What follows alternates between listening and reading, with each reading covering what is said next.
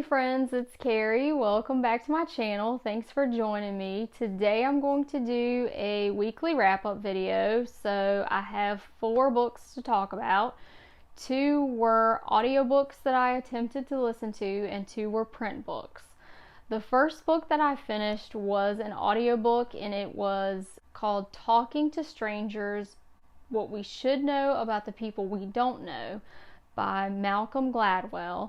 And I already did a book review on this, so I will link it in the description box. But essentially this was about how ill-equipped we are to read people, judge them, and detect liars, and what sorts of consequences this can have on our relationships, on our legal system, and also on international politics. It was very interesting to read. I don't necessarily believe all of the generalizations in this book, but there were quite a few interesting anecdotes in it, and if that sounds like something you're interested in, you might want to listen to my book review on it.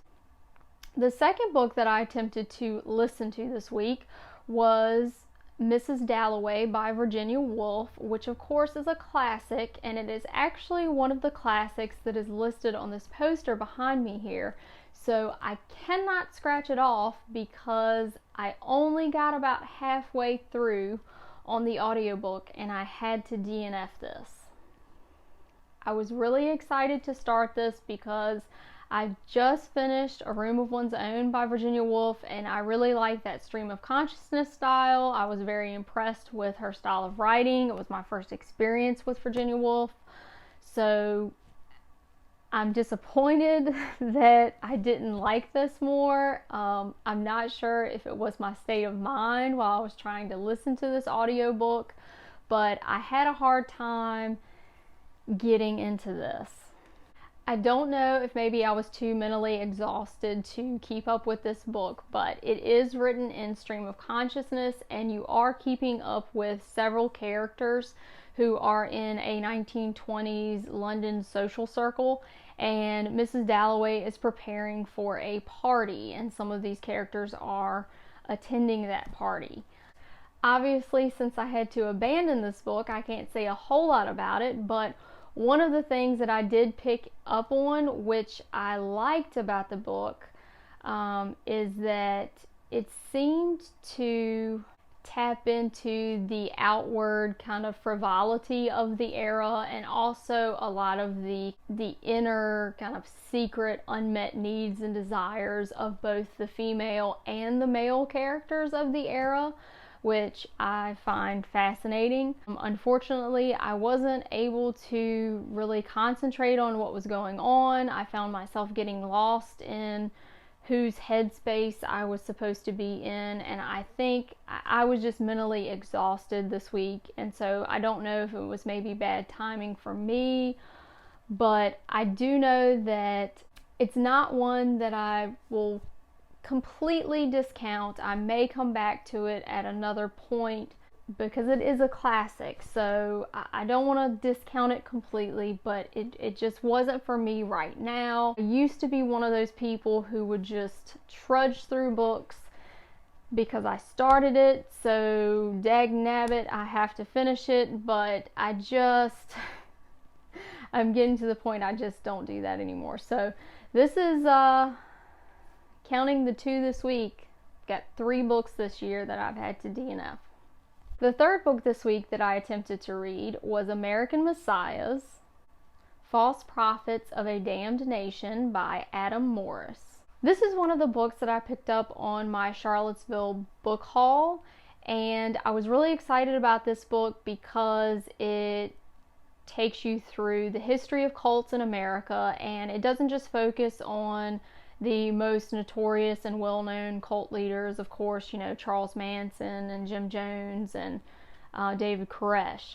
It starts out with a female cult leader, the first American-born female cult leader, and that is Jemima Wilkinson, who was a Quaker, who ends up starting her own religious movement. And this book was just a bit dry. It read more like a well-done research paper, but it really didn't offer much in the way of analysis for me.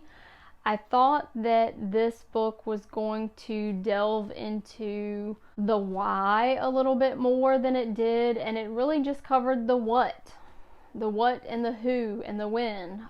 It didn't really go into the why, and it didn't really tie anything together. Of course, I didn't get to the end of this book. I only got halfway through it, and so maybe that's something that happens at the end, but it just didn't capture my attention enough. And so I did gift this to a friend who wanted to read it. Full disclosure, I did tell her that I didn't enjoy it and that I had to DNF this book. But I hope that she has better luck with it than I did. Again, maybe this was just bad timing, and maybe it did get better towards the end. The last book this week was a winner. Thank goodness. So I've started with a winner and I ended with a winner. And this one is called The Cat I Never Named, a true story of love, war, and survival by Amra, Sabic-El-Rayess with Laura L. Sullivan. And I apologize if I'm not pronouncing that name correctly. This is a book that's really written for young adult. It is a nonfiction memoir.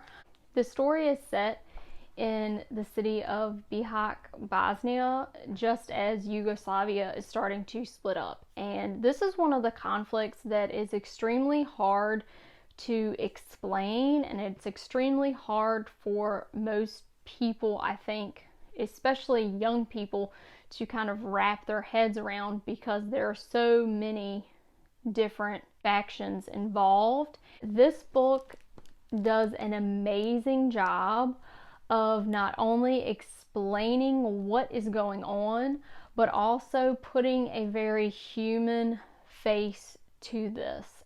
So Amra is a Bosnian Muslim, and because the former Yugoslavia was controlled by the communists, most of the people in that area are not necessarily very religious. So even though they were born Muslim or born Catholic or born Protestant, Christian, Serbian, they are not necessarily very devout. You'll see people who are wearing the hijab. You'll see people that are wearing bikinis.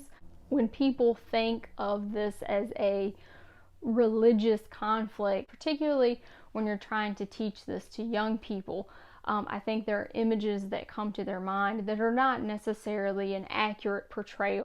Our main character, she's not really religious at all. She's never really prayed, and she does not wear any of the Muslim dress, and yet because she was born a Bosnian and she was born a Muslim, she is now finding herself in this fight for survival. And unfortunately, she was one of the smartest people in her class, and her entire life and all of her hopes and dreams are kind of ripped away from her. And adults and people in positions of power will become very corrupt, and we get to see the inner workings of that. And that's another thing this book does a great job of, is explaining the corruption and the bureaucracy, which is another thing that's very hard to explain.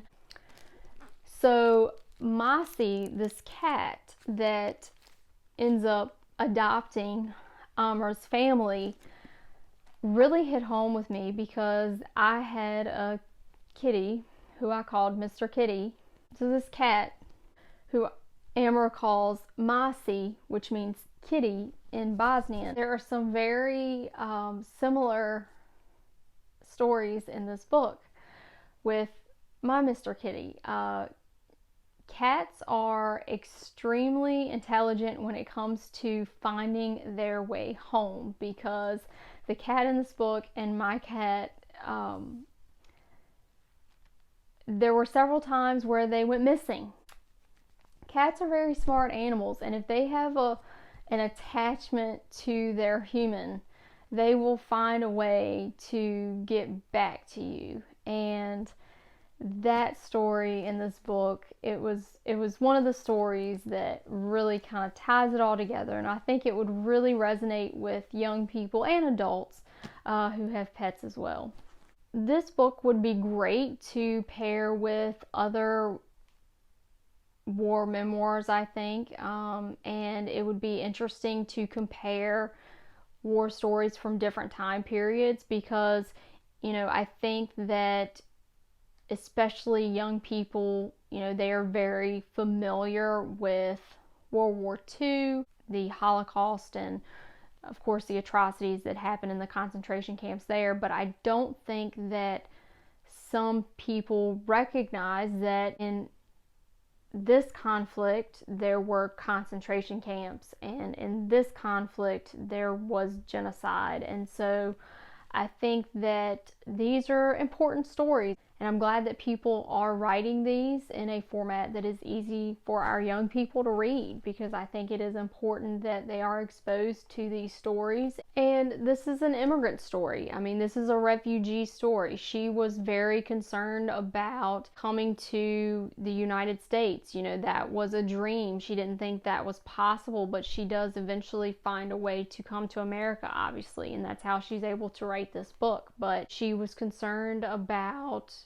being someone's stereotype of a refugee, and what does that mean? And I think that the only way you break down those sorts of stereotypes is by reading and learning about people's stories and their experiences. It does a great job of explaining a very horrific time period in Bosnia-Herzegovina, and you know, kind of explaining the conflict between the Bosnians, the Serbs, and the Croats, and also explaining that there were good people on all sides, because the author even has a school friend who was Serbian who does not evacuate and leave right before the Serbian war on the Bosnians begins.